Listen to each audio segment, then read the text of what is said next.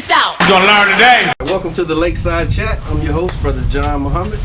Of course, Lakeside Chats is a program that we put together, part of the New Image Project of the Community Development and Training Center, where we want to highlight positive things that's going on, have positive, good conversations, and get in depth with everyday people, political leaders, local community activists. So you can follow us on Facebook, facebook.com/CDAT Center, CDAT Center, and follow the chats, join the conversation. We're so happy today that we're blessed with a good friend of mine, good friend of ours, and a friend to our community, Sister Gypsy Gallardo. I've learned a lot, and we want to welcome you to this week's Lakeside Chat. Thank you for allowing us to wear our shades today. Yeah, we got the shades on. I'm only wearing them because Brother John was wearing his. Okay. I'm like, can I keep mine on too? So we just gonna cool out and just have a wonderful chat on a beautiful Florida day. Wind's blowing, and I'm just loving life. So I'm glad to have you. As what we usually do, Sister Gypsy, is we do a self-introduction where you can tell us a little bit about you, and then we'll start the conversation. Okay, all right. So second oldest of 14 siblings, born in Connecticut, raised in Palm Beach County, and 20 years here in St. Pete.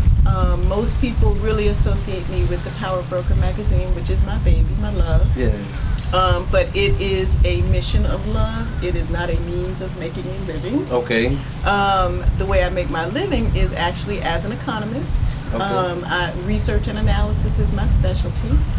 And I work with organizations, mainly workforce development, commercial development, economic development organizations in different parts of Florida and across the nation. So here in St. Pete, I'm typically known as a publisher and an activist. Okay. But that's just my volunteer work. Right. You know, that's what I do here. And St. Pete is a very unique place, so it's allowed a very unique experience in that regard. Right. But my day job is somewhere else, and I raise 4 children. 2 of them my own, and 2 of my nephews. Yeah. And got tons and tons of kinfolks. With 14 siblings. I mean, it's a huge family, and just proud and thankful to be here. So proud of your work. Thank you. To God be the glory. Yeah, and just found out about the Lakeside Chats. I think we need more of this. Yes. As you know, the image, changing the image, especially the self-image of the community, was originally part of the 2020 plan, which I'm sure we'll get into later. Yeah. Well, thank you. And so you said Power Broker is your baby. We have it we break it out in dynamics. So your first dynamic is yourself, second dynamic is your family and your business, and then the third dynamic is like that community piece, and then the fourth dynamic would be humanity and mankind. So the Power Broker magazine, you said that's more of like a third dynamic thing? Yeah. It came out of the same reason you all created the New Image Project, which was our self-image was so bad. Right. If you have ever flipped through the pages of a Power Broker magazine, it's all about success and progress and leadership and momentum. Right. You know, it's all about the good things that are happening. I had a person who was new to the community say, wow, I never knew there were so many good things happening in the community. I'm like, yeah, and that's only one edition. Right. So back when the Power Broker was created, which was in 2005, you know, if you relied upon the mainstream media, and if you relied upon even the black targeted media, you just were not, you thought the community was tired and sluggish and you know, limited in mindset, and lo and behold, you know, there was an incredible world. It was almost like my discovery of Facebook, which I told you about the other day. You know, there's an incredible world of high-achieving folks at every level of our society. So that's why the Power Broker was created. Excellent. Power Broker, by the way, refers to God. Okay. Right. Okay, so I didn't know that. Right. People take it as kind of some people have said, ooh, I'm scared of the name, or ooh, I love the name. Because it's like the movers and shakers, you think about Power Broker. Right, exactly, but it was not that, and the tagline comes from Corinthians 12, we are many members, but we are one body, which is my guiding life philosophy, as well as my organizing strategy in the community. Yes, many members, but one body. Right. Yeah, and that just makes perfect sense. And I think that's part of some of the problems that we have in our community, of which we can get into. with the division and not really seeing ourselves as one body. And in this work that you've been doing as organizing, I'm sure you have experience in seeing the divisions and the camps and the groups and so what would you say, like the time that we're in right now, because you got to think about Black Lives Matter and all of these other movements that are happening. What opportunities are available for us now as a community? Well, first of all, I give us a break on this tip, because if you think about it, we're the only people in America who have the obligation of being so united in our work. White folks can be anything they want to be, and I don't want to make this a white-black issue, but it is our basis of comparison. Yes, that's true. You can be in the white LGBT community, you can be a dog lover, a pet lover, conservative, right, liberal, anywhere in between. Yeah. There is no burden or responsibility among white folks to be united as a people. That's true. Per se. That's true. They can move freely, and the way God made us, we all were born with an ego. Right? Okay, yeah. We as black folks, though, have the added responsibility to operate in a more united way, in a more collaborative and collective way, right. Because we are a minority population in America. And in order to make progress, we have to leverage what few resources we have in order to make progress. And so, what are some of those things that would be barriers to that unity that we've been seeking, and what is, because we always trumpet that as unity is the way, unity is the key. Right. So what are some of the things that have, if it was just so easy, why haven't we done it already? Well, it's not easy, is the point. Right. And I like what Brother Jabbar said in the interview you did with him. Most people say, well, we used to be so united during the Civil Rights Movement. I'm like, if you know your history, no, we weren't. That's true. We never were united, but we were robust in a way that we are not now. Okay. So in the Civil Rights Movement, the NAACP was often looked upon as co-opted establishment players. Because they chose to fight inside the legal system primarily through lawsuits to fight for our advancement. You had SNCC over here.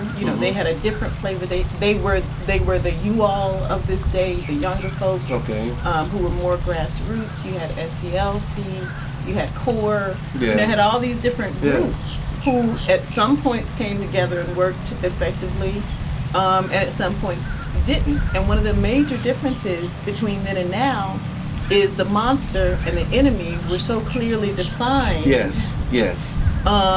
That even if you were of a different mindset, you were all largely focused on the same circumstances, the same dynamic, the same legislation. Yes. Segregation as an institution. We had different philosophies as to how to approach that. Marcus Garvey was like, hey, let's go. Let's leave the country. Let's do our own thing.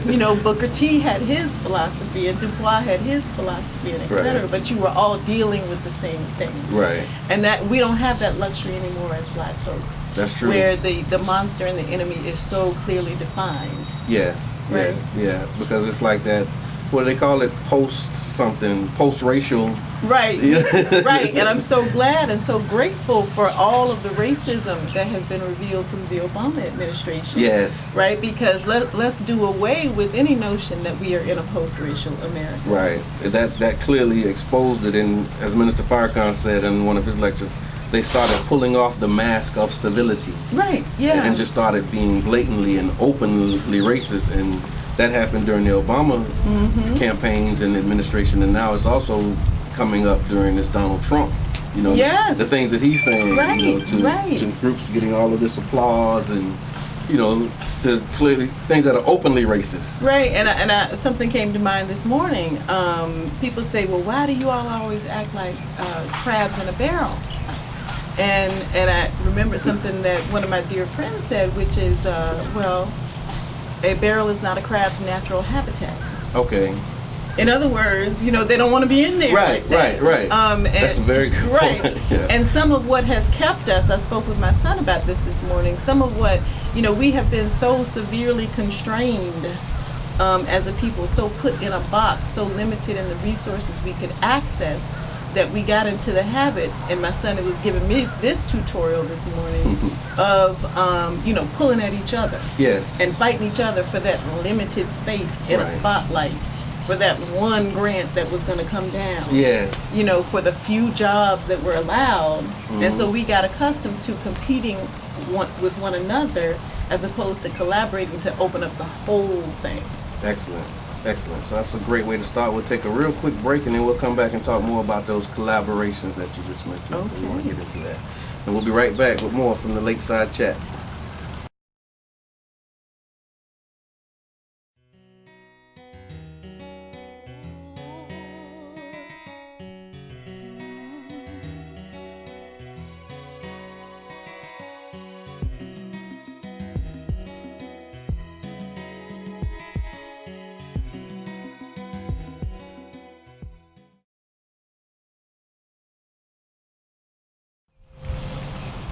All right, welcome back to the Lakeside Chat. We're here with Sister Gypsy Gallardo, and before the break we were talking about the crabs in the barrel mentality, and you made a beautiful point about how that's not their natural environment, and that's something that's often overlooked when we examine the behavior, because in studies when they talk about psychology, they talk about how environment influences behavior. Oh, absolutely. And so when you're in that environment, of course, you're not going to respond the way you would naturally respond in your natural habitat.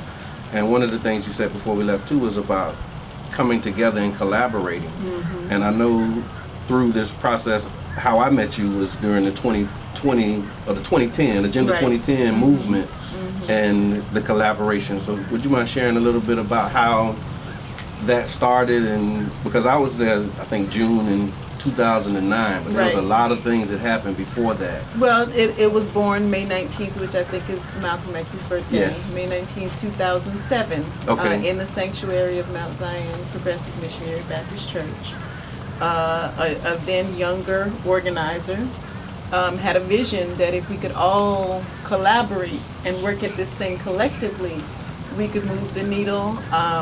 God blessed with an outpouring of, we had 300 community leaders there today, on that day. And we asked people at that time, it was Gwen Reese and myself had created something called the Pact. People advocating change together. And we asked them to commit to a community-wide plan that would function collectively toward our economic and spiritual renewal. And we got overwhelming and unanimous support from that day, and then we began to work at it and do different things, and we tried collective fundraising for youth employment. We tried collective outreach in the street, going door to door. What do you need? Let's collect you to things, and we tried different things, but weren't seeing real progress. So in 2009, we got more focus. And we created Agenda 2010. Which created, if you know our community's history, prior to Agenda 2010, there had only been 2 consensus agendas that I know about. People back in the day used to call them black agendas. There had only been 2 created that I know of. One was in the 1940s, and one was in the 1990s in the wake of the killing of Tyrone Lewis. And so Agenda 2010, formed in 2009 during the mayoral elections, became that next generation of consensus agenda. We asked for a ridiculous number of things, and when I say ridiculous, I mean like 58 things, spanning every area of life, housing, youth development, health, education, and the biggest thing that we asked for was the creation of a CRA. I remember. There were CRAs elsewhere in the county, there were CRAs elsewhere in the city, and those CRAs had a special thing attached to them called tax increment financing designation, which meant that all of the once you created that CRA, all of the extra tax revenues generated from that day forward were then reinvested into that community. And we wanted that same thing in our community. And so we lobbied for that. You were part of that. If you remember, one of your predecessors here, Brother Louis Muhammad, near and dear to my heart, a committed man of God. He was part of that movement. That's how I got there. I actually attended the meeting on his behalf. Right. Okay. And I haven't been able to leave since. And so I was roped in. Yeah, and it had a certain it had a certain grace from God. It had a certain energy to it that kept folks coming, even though folks in City Hall at that point were resistant to what we were asking for. And just for our audience who may not be familiar with the CRA, when you say CRA, what are you saying? It stands for Community Redevelopment Area. Okay, got it. Got it. So you carve out a specific thing, you put some boundaries and say, we will help resources be channeled into this area specifically for its renewal and development. But with the creation of the CRA, and when we talk about the need for that and developing that as a part of the agenda, it didn't happen then. What were some of the things that prevented it from happening? Is it just an administration thing? It was, first of all, we were asking for something that had not been done. Okay. In other parts of Florida, you routinely see CRAs that are built in and focused on low-income minority communities. Okay. There are black communities across the state that had CRAs established. For whatever reason, here in Pinellas County, CRAs were used differently. They were used to develop downtown areas and in-town areas, as opposed to low-income black communities. Right. So my work in other CRAs across Florida was like, well, hey, why don't we have that here? Right. So it wasn't. So you're asking people to do something that's never been done, that they never even opened their mind to do.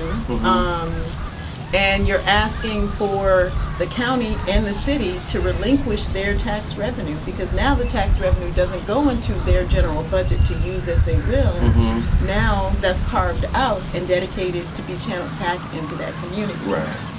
Which actually helps to fund that area. And I think they said they built the pier and all of those downtown areas. That was part of a CRA. Right. The downtown has, and I forget that year, but I think that was around the mid-1980s. When they started the CRA for downtown. Exactly. And so what we're seeing now, the downtown that we have now, is a result of what is a direct product of not only the investment vehicle that you create, but the business folks and the civic folks who work together, keep working the plan, keep pushing for progress, keep accessing those resources. One of the things that blows my mind, frankly, and I had to say to Brother John last week, what is this, Brother John? I did not understand what I was seeing, quite frankly, where you fight to open up the channels of resources to pour into the community, and then when people see fit to step forward and take advantage of those resources, those folks are called poverty pimps. Wow. Those folks are called political insiders. It's like, well, wait a minute. Wasn't that the whole point of creating the CRA to begin with? Right. So it's like this. Where does the accusation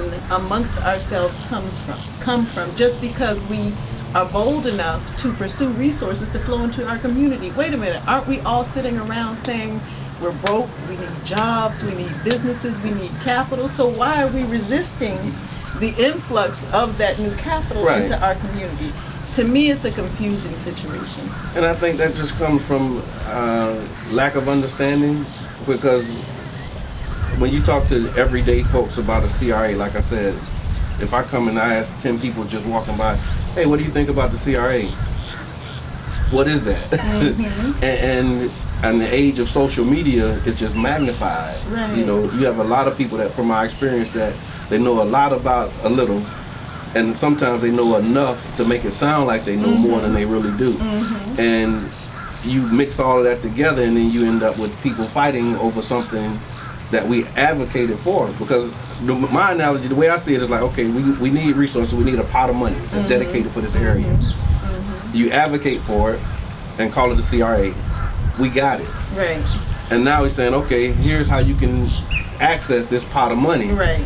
And then everybody says, well, if you go for that money, you're a poverty pimp. Or something like that, or you're doing something disingenuous, or your motivation is not right. Yes. Because you created an opportunity for the whole community, and once any member of the community accesses it. Right, and it's not only us who has a negative view of ourselves when it comes to resource pursuits. The white community, I've noticed, here locally, has a negative view of black folks who pursue resources. There is the presumption as much in the white community that, oh, those are poverty pimps.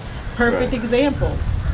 During the '05 mayoral election, I had a white candidate for office call me and say, "Hey, Gypsy, how much are those developers of the Sweet Bay Plaza making off of that?" In an accusatory tone, I'm like, "Did you call the developers of Baywalk to ask them how much they're making off of that?" I said, "I Wow. hope they're making a lot. Why?" Yeah. You know, I don't understand why people are resistant to black folks making money. Again, Yes. I say, isn't that the point of all of our work as a people? Yes. Yes. And there was another recent example. I was on the phone with a very influential white person, and I was saying to them, we have all of these, we have over 500 programs and services offered in our community. It's a jumble. Some are underutilized, not enough of this, too much of that, tons and tons of wasted dollars. Most of it, by the way, when you talk about poverty pimps, you can't be talking about black folks because only 3%, according to my calculations, of all the funding flowing into the community is flowing to community-based organizations. Wow. You see what I'm saying? Yeah. And I said that in the wake of the Failure Factories article, we had 20 new initiatives and programs crop up on top of everything else. Just during when those stories came and out. this was like within the 3 months after that released in late August, and he automatically jumped to the conclusion. Now again, this is an influential white person. Oh, that's just people trying to take advantage of whatever. I said, "You're referring to black people?" He's like, "Yeah." I was like, "But wait, most of those programs were initiated by well-meaning white folks." Right. He's like, "Oh, right."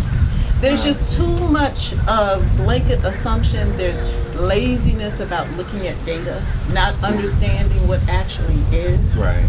Right. And so so what is a poverty pimp? I had to look it up when, it came up. It kind of went viral a little bit during one of our voter forums, in fact, in 2013 when it was spoken at the microphone, which is another important thing that I love about Agenda 2010 and the 2020 environment is that we believe in the open mic. Yes. Let the community speak. Yeah. So instead of the boring voter forums where the moderators read the questions handed to them from the audience, we're like, no, open it up. Right. And so at the microphone, one of our community folks made the accusation about poverty pimp. I had to look it up, and I think in a gist of it, it's people who make money off of the condition of the community with no real heart and intention of advancing the community. Right. That's my definition. Yeah, and that makes sense. Makes sense. And here's the challenge, because we don't understand exchange. So if a person is doing something good for the community, and the community is benefiting, and then they profit by providing that service to the community, we automatically classify them as a poverty pimp as well. So people can't really give a full. You can't do this full time because most of us, and me until recently, you have to work a 9 to 5. Right. Yeah. To satisfy your household needs, and then you can only volunteer to obtain things for the community part-time, and we wonder why we're so far behind. Right. Yeah. But then we have somebody who has found a way in the way where you can provide the service to the community and also provide for your family. Well, you have to provide for your family. Right. And if you look at the data, which I did, I compared the salaries of white executive directors who work in our community versus black executive directors, and I think the median was $150,000 for white folks. Okay. Median of those that I studied versus $54,000 for black folks. Right. Wow. So you're talking about nearly 3 times as much in earnings, but no accusation that they're poverty pimps. Right. I mean, if somebody makes a living, and you hesitate to name certain examples, but I know of people in this community who have given their lives to helping folks, offering the resources and programs we need, and they make a living, and I'm going to accuse them of being a poverty pimp. Yeah. I want more of us to make their living in that way. One of the big things about 2020 is we've said to folks, like I sat down with one of our biggest funders, and she says, well, I don't want you to accuse me that we're not spending enough money. I said, no, actually, you are spending enough money, but you're spending it wrongly. You're spending it with the expensive programs that are culturally incompetent, that are not getting the results because they don't understand the psychology and the needs of the people they serve. Take that same money and put it into the community-based programs that are working on a shoestring budget but getting outstanding results. Right. Why? Because those children in some of those community-based programs, they feel loved. They see the same people in their community. Somebody's going to see them in Walmart and say, "How you doing? Yes. How did that go?" Yes. "Okay, Miss So-and-so, I'm going to stay at it." And my brother is an educator, so I see the impact that it has when you are culturally competent and you're approaching these people with a real commitment of love and a real caring about their lives, as opposed to coming in from an outside, Right. Not understanding what you're dealing with necessarily. Right, and then they see it as an opportunity for us to continue our funding, Right. because this particular area has the worst stats. So we'll write a grant based upon those stats, Yeah. get funded, and not really provide And let me quality say this service. too, because I don't want to be misunderstood on this topic. Sure. It's not about black versus white. It's about love and caring. Yeah. And more there the are- intention and, right. and motivation. And there are white folks, so I do not want that impression to linger. Right. That I'm saying white folks shouldn't be doing service. There are some folks who just really bring it Yeah. in terms of service to this community Right. and get outstanding results who happen to be white. Right. And like you said, that's what I like about your presentation is you've done the research. Whereas a lot of us, we just, we Google it, or we'll see a YouTube soundbite, and then we take that and repeat it, and then it becomes the facts. Right. And that's why we wanted to bring you on, and we'll get more into some of the facts of the 2020 plan, the programs that were recently funded, and how we can access those programs. We'll do that right after this break. Amen.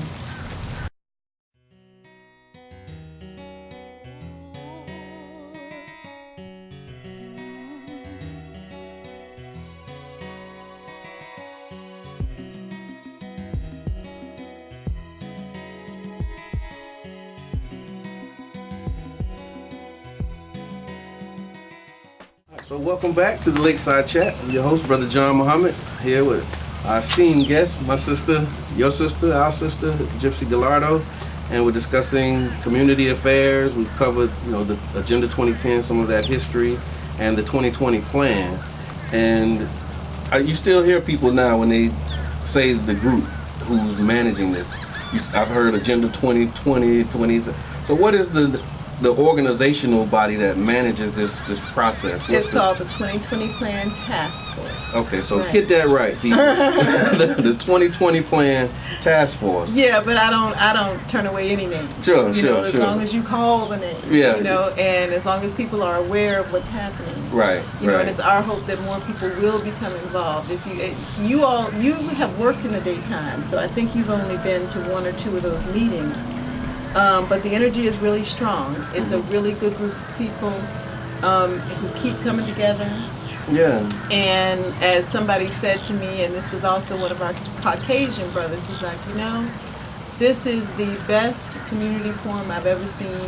Real things happen. We've had in our meetings, concepts take flight, suggestions made that are on the spot responded to by funders in the room. Right. So give me partners coming together in the room. Set the stage for me. So this 2020 Plan Task Force. Who is that comprised of? Is that one organization or is that multiple organizations? Because you said funders are in the room. Well, there's the thing called the 2020 Core Team, Okay. which is basically a continuation of the group that's been spearheading the PACT and Agenda 2010 before that. So there is that core team and a constellation of partners who stuck with that vision over the years.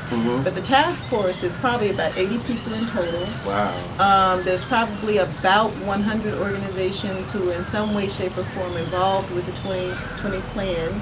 Wow. It is called a collective impact initiative, which is very different from being a service provider. We are not a service provider. Okay. We support the network of service providers who are working grassroots in the community. One of the things we did and did on purpose was committed not to compete for any local funding that existed. Okay. We, by and large, do not raise money for ourselves. 2020, over the past year or so has raised about $2.6 million for other service providers.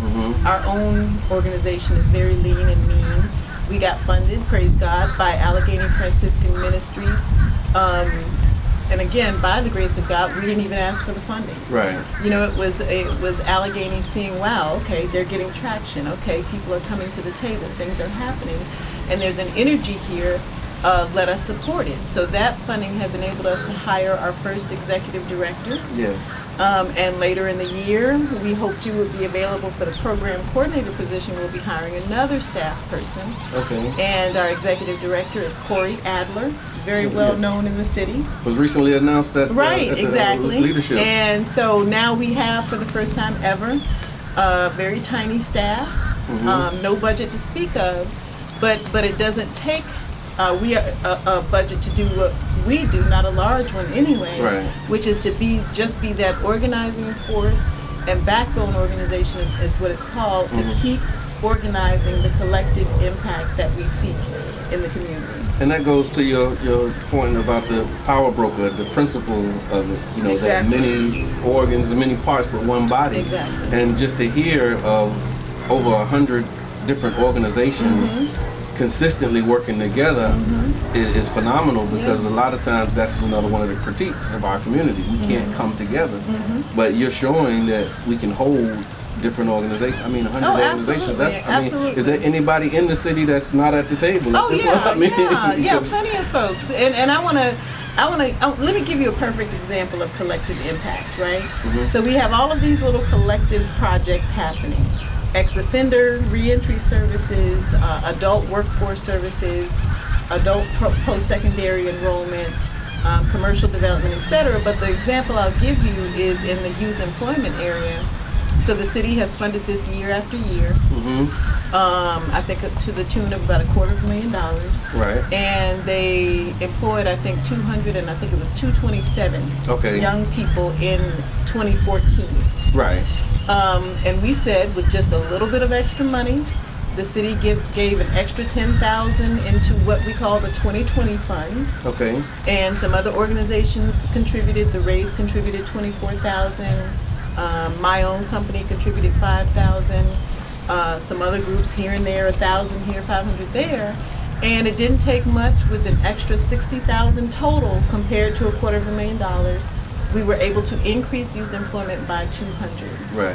And that came from folks like Deborah Fix-Sanders. You know Deborah. Yeah. Outstanding in every way, in my opinion. She was coordinating that part of the plan, She right? was the chairperson of the 2015 campaign. You had Carolyn King from Pinellas over at Pinellas Opportunity Council, who came out of their own agency budget and said, okay, we'll fund 5 extra ourselves this summer, and then we will fund totally at bare bones cost to do another 40 young people in the fall. You know, and people just came together and put some volunteer strength to it. Like Pat McGee, Renee Flowers came out and helped. She brought the school board down and said, hey, hire some of these young folks. I remember we participated. It was 60. We had 60 students and children and young adults at the YMCA, and she brought in people from the school board. They did the workforce readiness training. Right, exactly. And at the end of the training, they received a stipend, and they also got an interview for a job that day. And that was amazing. St. College pitched in, and they said, okay, we'll do 10, and Mount Zion Human Services pitched in, and they did 8, I think it was, you know, and people just pitched in. Right. And it didn't take a whole lot. It does not take these big, expensive programs a lot of times to get what we need done. I mean, just to know that, you know, groups and organizations came together and doubled the youth employment in 1 year, just working together. Like you said, really the whole idea of pooling our resources. And that leads to the next thing I wanted to talk about was these programs, because there was recently, you know, a list of 10 different programs that were funded.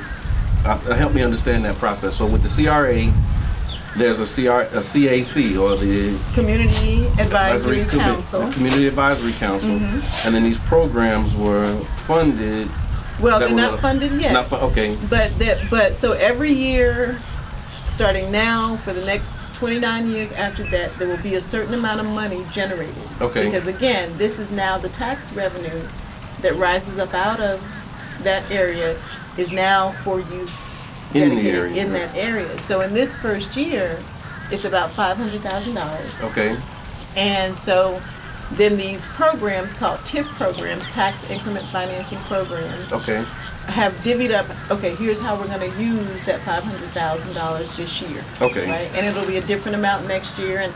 And year on year, the way these things are designed and intended is that amount will continue to grow Okay. year on year.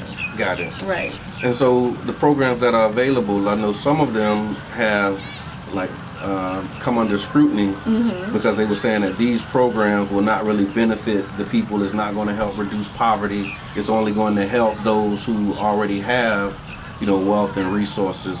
Again, please don't get me wrong in being so black and white about this. But white folks understand and have the habit of pursuing resources and doing so aggressively. Okay, right? okay. And we do not. You put programs out, and if you look at the list of folks who took advantage of the enterprise zone incentives in the community, it is, it is so overwhelmingly white folks who took advantage of the enterprise zone incentives created to develop our community. Okay. Why? Because they see fit to do so. They're aggressive about it. They make the phone calls. They check out the applications. They complete their paperwork. They put that stuff in. Right. So folks are right when they say those things, the way they're designed, will benefit majority folks more so than us. And I say, well, you better step up. Yeah. Because if you don't, if you sit back and complain and throw stones and talk about the folks who dare to step up and take advantage of them, white folks are not going to sit back. Right. They don't know you. You're not throwing rocks and bottles at them. Right. They're going right down to City Hall to put in their applications to secure those resources. Right. And let it be known that there are folks like the folks who own Deuces Live Barbecue.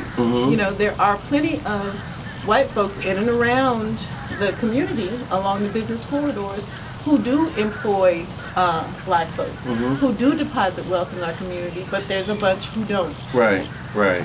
And with that, and I mean, that's a very valid point, and it goes back to what you were saying about the collective impact, because Brother Jabbar and I talk about this all the time. So let's say we see that one of these programs requires $50,000 in matching funds. Well, we always think as an individual business owner, I don't have $50,000. We don't think to say, okay, well, let's meet and collaborate with other people in the community to help raise and generate the capital to be able to access it. First we've got to make sure that they're rightly designed, and this is not closed, so they are not set in stone at this. The programs that are I've available. seen some good feedback. Sister Carla Bristol, for example, I think she wrote in a comment that said, we may not necessarily have the minimum $5,000 matching dollars to take advantage of this program. So the city is opening up, and I think the date is April 5th.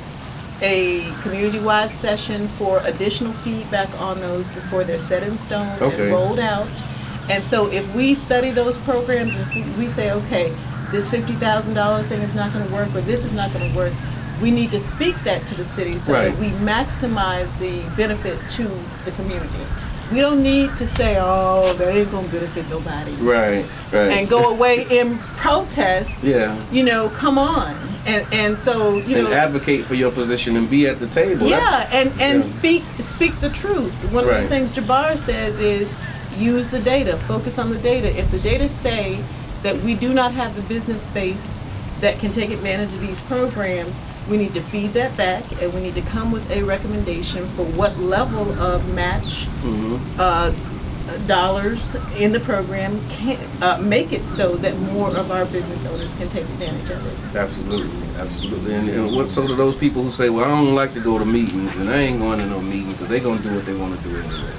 Well, I think I heard somebody say that there are folks called couch assassins. Okay. Right? Yes. I prefer the term sofa assassins. Yeah. Just because it's a little alliteration there. Yeah. But if you want to sit back and just complain, have at it. Right. But I say let's get the word to every business owner in the community. every aspiring business owner in the community, every nonprofit leader in the community, and say, show up on April 5th. I sure wish that was I sure hope that's the right date. Okay, got it. If we'll not, get to edit that. over that, Right. right? To learn how they can take advantage of these programs, how they can benefit their business. One of the things I say about our community is we have not because we ask not. Yes.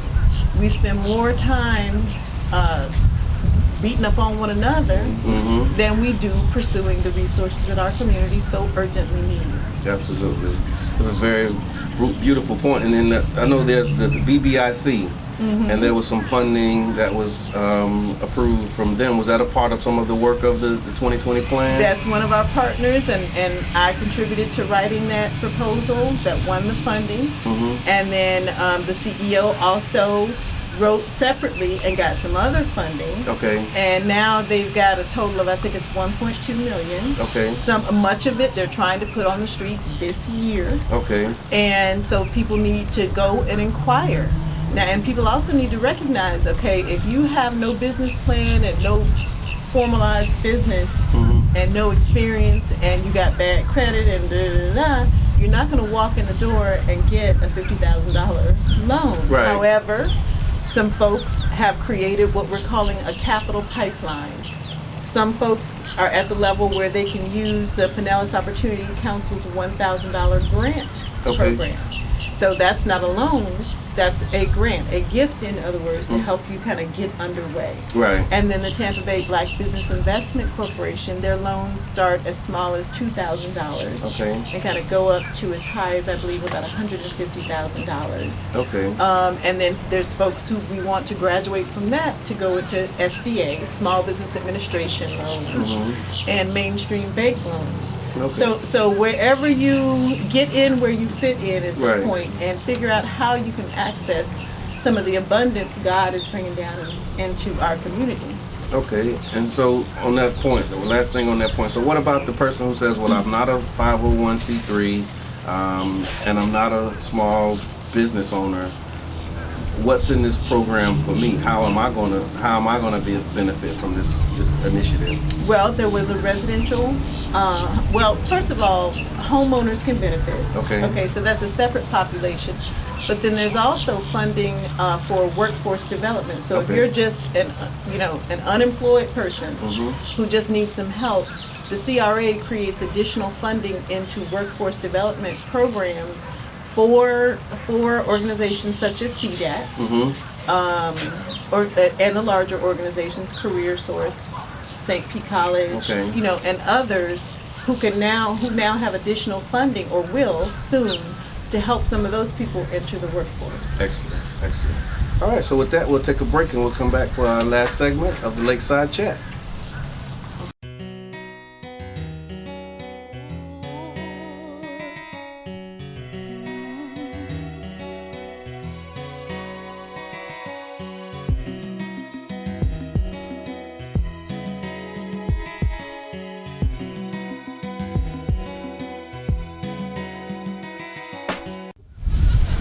Hi, welcome back to the Lakeside Chat.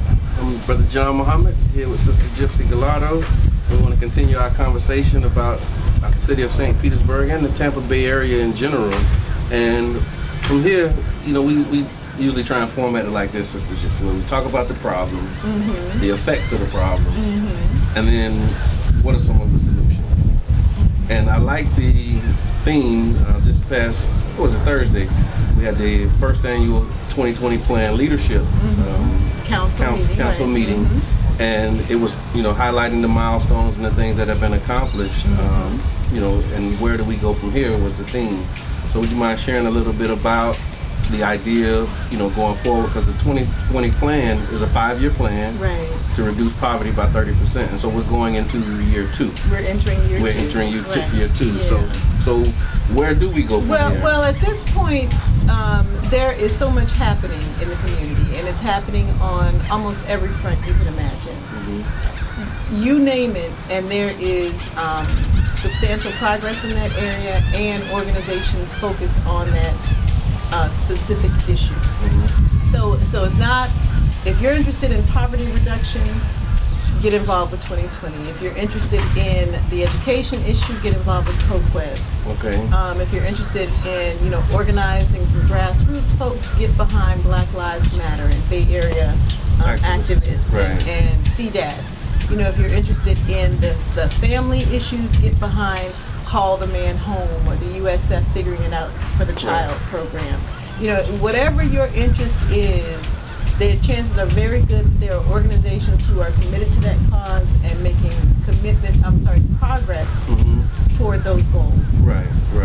And I know during the meeting, the theme that was, and the tone that was set by Pastor Lewis Murphy was honesty, intentionality, and unity, which was a very beautiful theme. And so, how do we maintain that unit and keeping people together like you have done? Because that's what we find, particularly those who are just starting to do this work. Because in the wake of those, we had the 7 murders in 7 weeks, and a lot of people became active and activated, and a lot of us young upstarts are having difficulty bringing people and keeping them together. So what has been your success in keeping people united and keeping them together? Enlightened self-interest. Okay. People don't like to talk about self-interest when it comes to non-profit causes or things that are supposed to be in the community. But the reality is people come and they only come back to the table if they see something happening. If there is some benefit to them doing so. Okay. Right? And we've got to recognize that our community is burdened in every way you can imagine. Our families have more kids, fewer parents, lower paid jobs. They've got more extracurricular obligations. You've got sisters throughout the community and men who have the elders to take care of. There's a whole lot going on. Right. And people don't have a lot of discretionary time. So when they come to the table, there has to be something at the table that keeps them coming back to the table. Right. Is it building their resume? Is it giving them internship experiences and paying them for their community work? Right. So that they can see something going into their pocket and have the wherewithal to even pay the gas money or absorb the time to keep coming back to those things, right? Is it leading to a job? Yeah. Can it help them build their network? Can they get business contracts out of it? Is it a lawn man who needs to get some contracts out of this whole thing in order to keep them coming to the table? We can't forget that our community being so resource poor, there's a major need for resources to flow in order for them to even be able to sustain their activism and things. That's true. That's absolutely true. Yeah. And I've been hearing a lot about Sister Deborah's comments at the end, and I think they were saying that it kind of summarized where we were. And she may not appreciate me going there if she sees this video, but it was phenomenal. It was the 2020 Plan Leadership Council meeting, our first annual. So we'll get everybody together once a year and talk about, okay, here's what happened last year. Here's where we're going for the year ahead. Right. And it was a phenomenal expanse of progress. So you had Councilman Nurse, Commissioner Welch, Sister Nikki Gaskin Capehart, you had Carolyn King, our own 2020 Alfredo Anthony, all speaking to here's what's happening, here's what we're doing. And it was, and if you were there, you saw so many things happening and so many new things happening for the benefit of the community that the sense of progress, people should have been heartened, their hearts should have been filled. Right. Leaving that room, and at the very end of that session, a brother got mad, stormed out, and said, "This is all rhetoric. This is all the same old, same old." And your sister Deb and mine. Real people. She took herself up to the microphone, and she was the MC, so that was her prerogative. It was her house. And it was in her house, the Child's Park YMCA. And she said, "I'm about to call this brother out, and I've already told him I'm going to call him out for his nonsense." And she considered it unfair that he would make a statement, first of all, defying all logic. Now that you just sat here for 2 hours and heard all that is happening, all that can benefit your community, you go away with that. But then you don't say it publicly, you shoot it and walk out. Right. She's saying, "Oh, no. Be about engaging in dialogue. Be person enough, not man enough, person enough to come in here, present your view like everybody else did, taking the microphone. Right? And have time for people to absorb that, feedback on that. Right. And become engaged in a constructive way.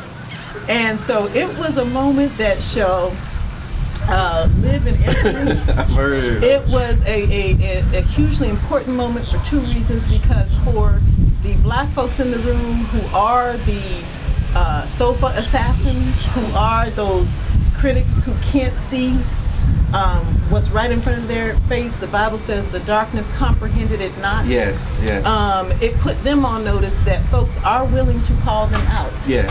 Which makes them more hesitant to throw cheap shots. Okay, but then for the white folks present, who are often standoffish because they don't understand the dynamics of the community, and well, this one says this is good, but then this one says that's negative and bad.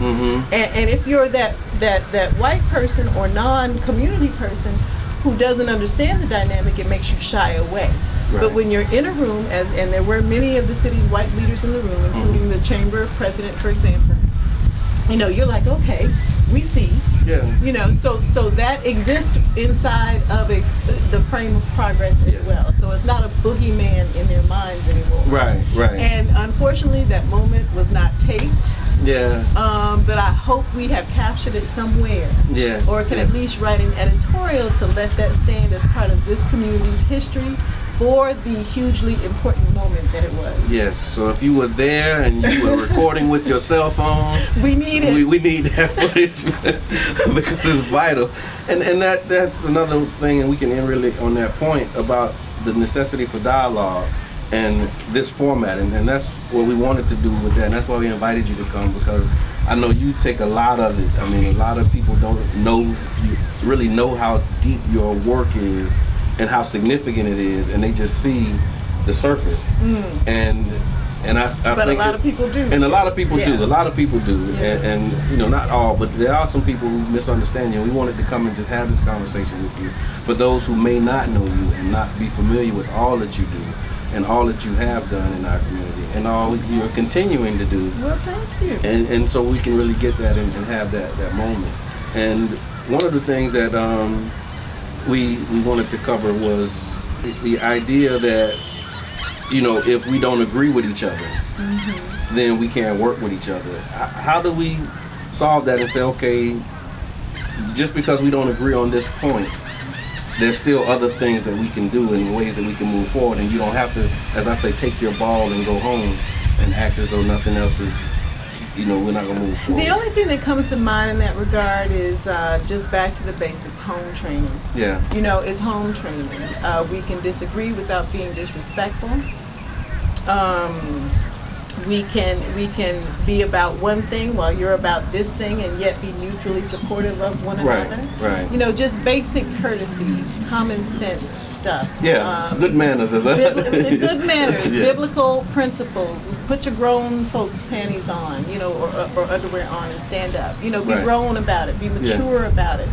And be constructive about it. Right. You win some, you lose some. Even if your issue does not win the day, that's no cause to give up, go home, turn your back on something. Right. And I tell you this, there's enough needs in this community so that if every one of us chose to focus on a different need, we still would not run out of needs that need to be addressed. Right. There's no need to compete around who's going to be a leader on a certain issue. Right. The definition of leader, and this is something I had hoped we would address today, is not by virtue of you being born into a certain social class. It's not by virtue of you being the head of a certain organization. A leader is one who leads. Right. And you may lead on your block. You may lead like folks like Super Cat Bailey, who are trying to set a new tone in the social space of our community. You may lead like, Frank Wells, who works on some development projects in the community. There's all kinds of leadership by people of every age in this community, and they're all community leaders. Right. And so we can keep going because you're right that we want to touch on that, particularly the way that we perceive leadership. Because Brother Jabbar mentioned this in his his interview about the passing of the torch. Like we're waiting for somebody to give us the torch, or we walk into a situation where we feel like maybe they're judging us a certain way, or like for example with Brother Jabbar, he has dreadlocks and gold teeth, and then you also have that stereotype. But then a lot of our people with the dreadlocks and gold teeth, we see somebody with a suit and tie, right? And we say, okay, well, this person is bougie, and we automatically put them in a box. Also, oftentimes we think of the boxes as only being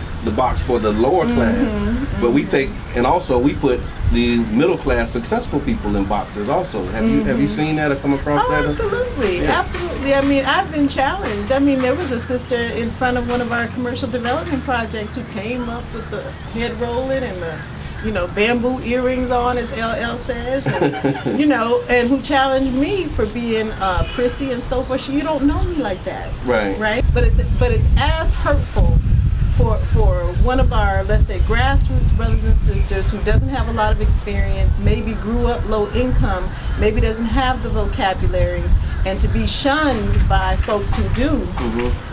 But it's as hurtful for a person like me, with a strong education and so forth and so on, to be rebuffed with the presumption that, oh, she's bougie, oh, she's this, oh, she got here by manipulative means, or whatever the case may be.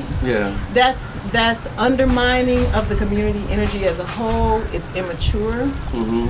We need to grow in our understanding, and the greatest power on earth is love. Right? And if you can have that combined with some humility, and develop some self-confidence, whatever you look like.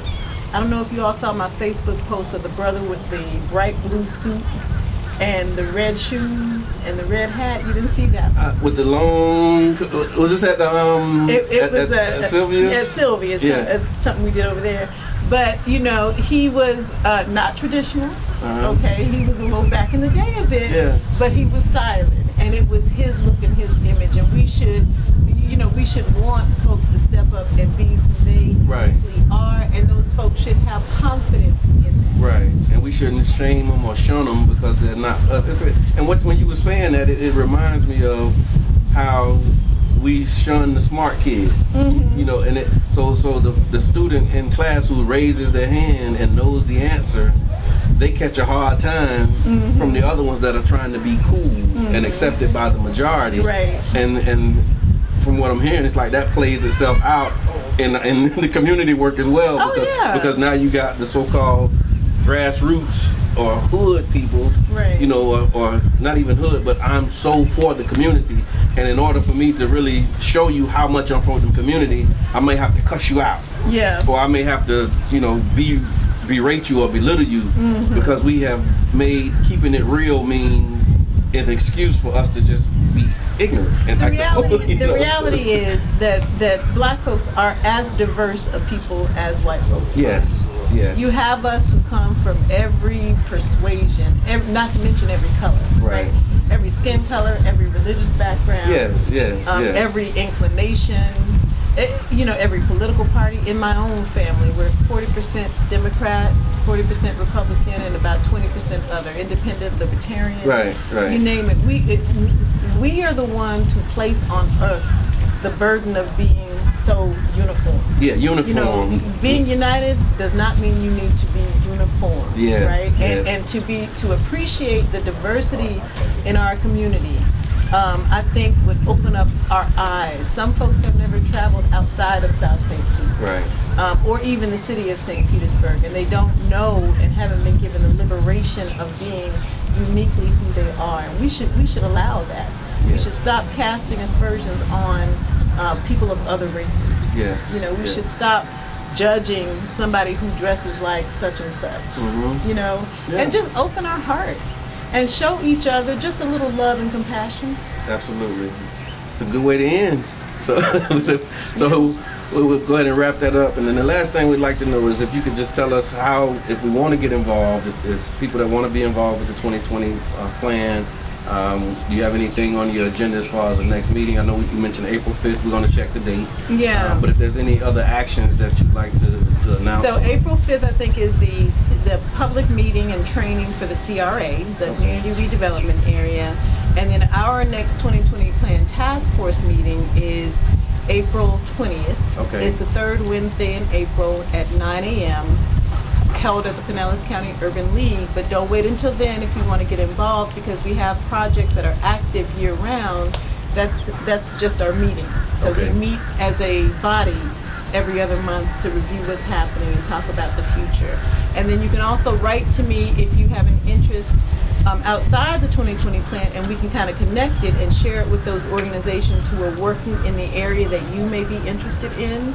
You can email at 2020coordinator at gmail.com. Excellent. Okay. All right. Well, that concludes this week's edition of the Lakeside Chat. We want to thank you for tuning in and thank our guest, Sister Gypsy. And as always, we want to encourage you to continue to support our community and the programs and believe and do good.